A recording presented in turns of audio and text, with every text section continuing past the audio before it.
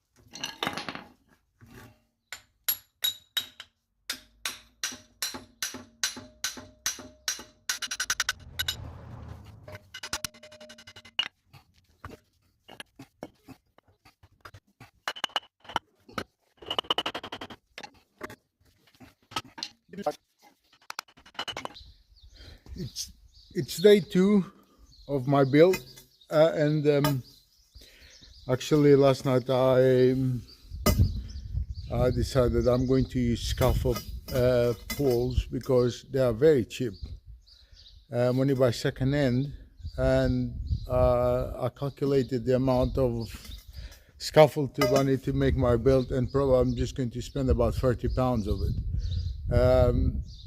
What's going to cost me the money is actually the fittings, because I'm going to use some fittings, and they're easy to put together and they're easy to take apart. So the scaffold pipe will go in there and all the fittings, so I can make this work with this. So that's going to be my plan now, is use scaffold poles.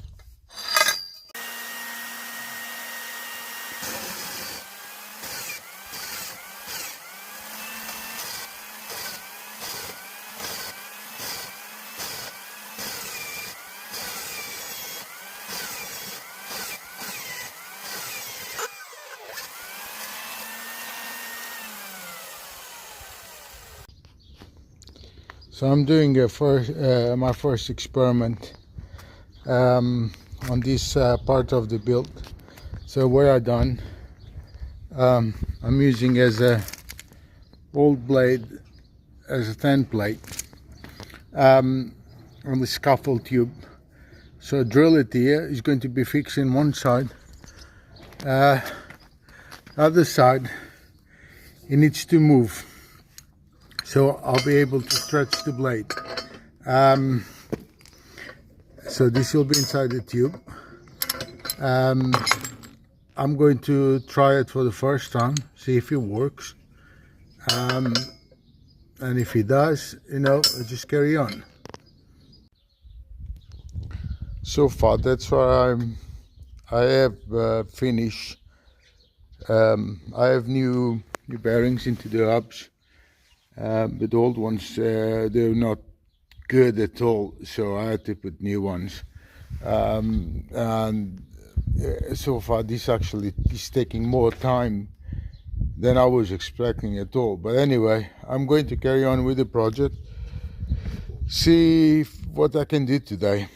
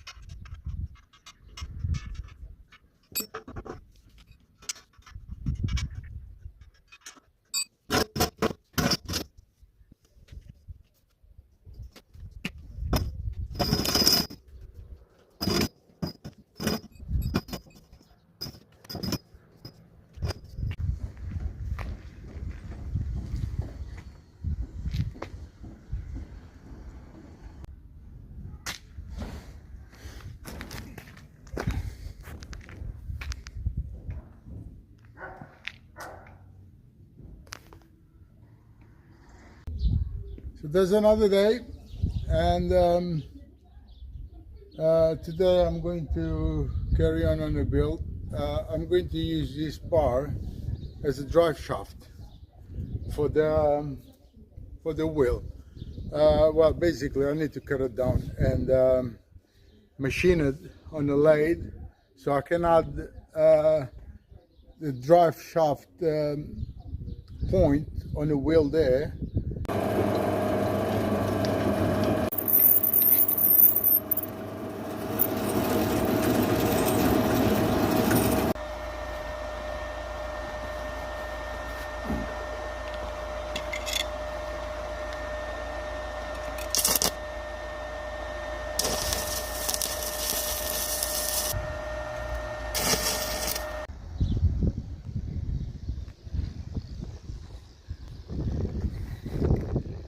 So today I had some progress. So I managed to put the drive shaft here, put the pulley, put some pillow bearings to hold it, and I have the engine still loose anyway, just to see how this is going to work. I have the blade on, yeah, and just try to figure out if this is going to work or not. So I'm going to fire up the engine for the first time. I need to put new oil. Well, new oil, fresh oil. It's basically they ship the engine without oil, and I just want to work out some if there's any vibrations. I won't use a blade. There's no point to use a blade for now. It's just I want to work out if there's any issue with the belts, anything's come loose. And anyway, what I have here is I have a centrifugal clutch. Hopefully with this will work well with the mill.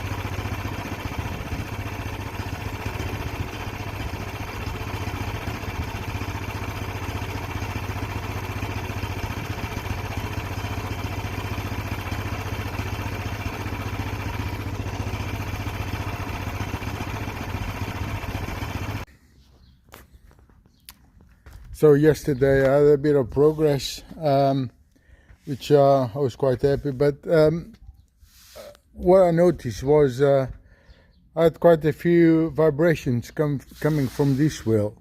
I need to go to the tire place and get them new weights on it, because probably it's not calibrated. And that's what's causing a bit of vibration.